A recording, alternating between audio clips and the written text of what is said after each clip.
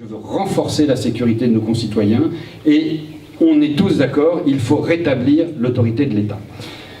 J'ai regardé le programme d'Emmanuel Macron, parce que moi je suis allé voir les programmes des uns et des autres. Et j'ai regardé en la matière le programme d'En Marche. Alors il y a des choses, clairement, qui vont dans notre sens, avec lesquelles on pourrait être d'accord. Mais il y a des choses, vraiment, avec lesquelles je ne suis pas d'accord. Emmanuel Macron, il veut rétablir la police de proximité. Et c'est un élément fort de son programme. Est-ce que vous pensez vraiment qu'aujourd'hui, c'est l'urgence de rétablir la police de proximité? Alors bien évidemment, il n'est pas élu. Il ne sait pas que les polices municipales sont la police de proximité. On va recréer une police de proximité qui va être rentrée en résonance avec nos polices municipales, alors qu'aujourd'hui, c'est quoi notre objectif? C'est évidemment de lutter contre la criminalité, contre le terrorisme, contre la cybercriminalité. Je ne pense pas qu'il a pris la mesure de la situation en proposant cette disposition.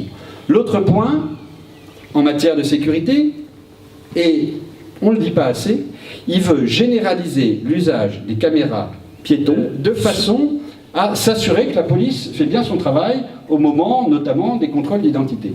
Est-ce que vous pensez que c'est l'urgence? Est-ce que ça n'est pas plutôt une marque de défiance vis-à-vis des forces de l'ordre pour contrôler leur job, alors qu'aujourd'hui, avec l'état d'urgence, ils sont totalement débordés, ils sont en heures sup en permanence, ils sont crevés, et qu'est-ce qu'on leur dit? On va vous fliquer parce qu'on n'est pas sûr que vous fassiez bien votre boulot. Je pense qu'en termes de cohésion nationale, c'est vraiment pas une bonne idée et c'est vraiment pas une marque de confiance qu'on apporte à notre police nationale qui fait un devoir aujourd'hui, un travail extraordinaire et qui paye de sa vie. On l'a bien vu sur les Champs-Élysées il y a un peu plus d'un mois.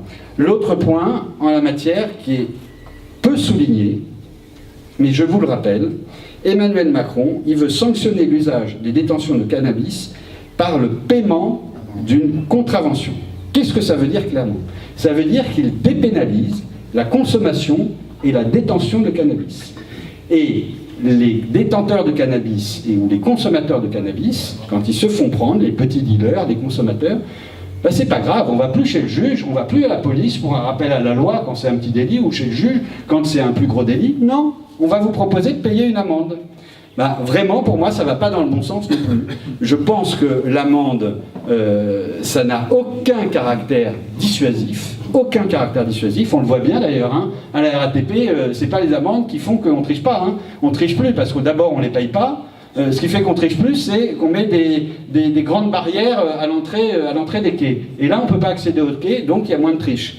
Eh bien, aujourd'hui, je pense que l'amende, c'est permissif, ça n'a aucun caractère dissuasif, et que je pense que la société, la police, la justice doit rappeler les règles, et que c'est des fondamentaux de notre société, et dépénaliser des consommateurs ou des dealers de cannabis, je ne pense vraiment pas que ça va dans le bon sens. Alors nous, ce que nous voulons, c'est simple, c'est 10 000 policiers, mais pas 10 000 policiers de proximité, qui sont en vélo dans les villes comme le font nos policiers municipaux. Non, c'est 10 000 policiers qui vont travailler sur la lutte contre le terrorisme, bien évidemment, et nous protéger, qui vont travailler sur la cybercriminalité et qui vont travailler contre les grands trafics. Je crois qu'il ne faut pas d'angélisme. Je trouve qu'il y a beaucoup d'angélisme dans ce programme sécuritaire que propose Emmanuel Macron. Nous voulons travailler aussi pour empêcher la récidive. C'est la récidive qui crée la problématique d'insécurité en France et qui fait que nos prisons sont totalement débordées et que nous nous engageons nous aussi à créer des places de prison supplémentaires. Et donc, pour éviter la récidive, franchement, c'est pas très compliqué. Il faut dire stop aux réductions automatiques de peine. C'est quand même hallucinant qu'en France aujourd'hui, quand on est condamné à 1 an de prison, on fait 6 mois parce qu'il y a des réductions automatiques. C'est pas logique, ça donne pas une bonne image, et puis quand on est condamné à 1 an, on fait 1 an, quand on est condamné à 4 mois, on fait 4 mois.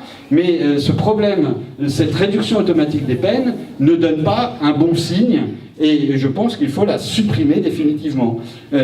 Pareil, il faut réinstaurer les peines planchers. La loi Taubira, elle a supprimé les peines planchers.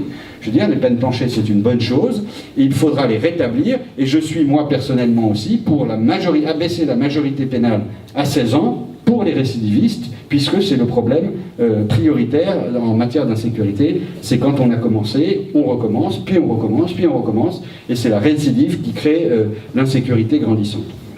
Je pense aussi qu'il faut faire respecter l'autorité de l'État. Aujourd'hui, je ne sais pas ce que vous en pensez, mais je considère vraiment que l'autorité de l'État n'est pas respectée. Sur des aspects évidemment liés au terrorisme, qui sont proches de nous et qui nous menacent, évidemment, faut pas de quartier, expulsion automatique des étrangers qui relèvent de la mouvance salafiste. Il ne faut pas hésiter, de la mouvance terroriste, il ne faut pas hésiter une seconde. Il ne faut pas se dire, ah oui, mais voilà, il n'a pas vraiment prêché dans telle mosquée, on ne sait pas vraiment ce qu'il a dit. Non, je veux dire, il n'y a pas de doute possible, là, il ne faut pas hésiter une seconde. Pareil, il faut dissoudre ces mouvements qui se réclament du salafisme. Automatiquement, on ne tergiverse pas. Et puis, il ne faut pas céder sur les principes du communautarisme.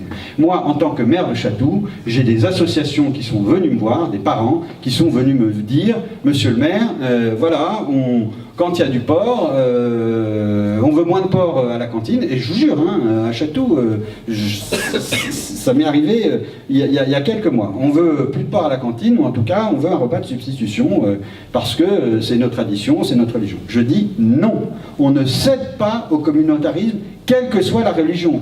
Dans l'école de la République, on mange parce qu'on est enfant de la République, pareil. Et on ne fait pas rentrer la religion dans les écoles de la République, et il ne faut pas céder d'un pouce à ce niveau. Et le principe de l'égalité homme-femme doit être intangible dans notre société. Intangible. On ne peut pas laisser des cours dans des piscines, des lignes pour des temps pour les femmes, des temps pour les hommes. Non. Je veux dire, on reste sur un principe d'égalité totale, et on évite aussi que dans certains quartiers, et notamment récemment, on en parlait aujourd'hui ou hier encore aux infos, des jeunes femmes ne puissent pas se promener en jupe dans certains quartiers de Paris parce que la pression devient insupportable. Non, il ne faut pas accepter ça. Nous sommes en France, nous avons nos valeurs, et nous devons faire respecter cette égalité homme-femme qui est un principe intangible de la République.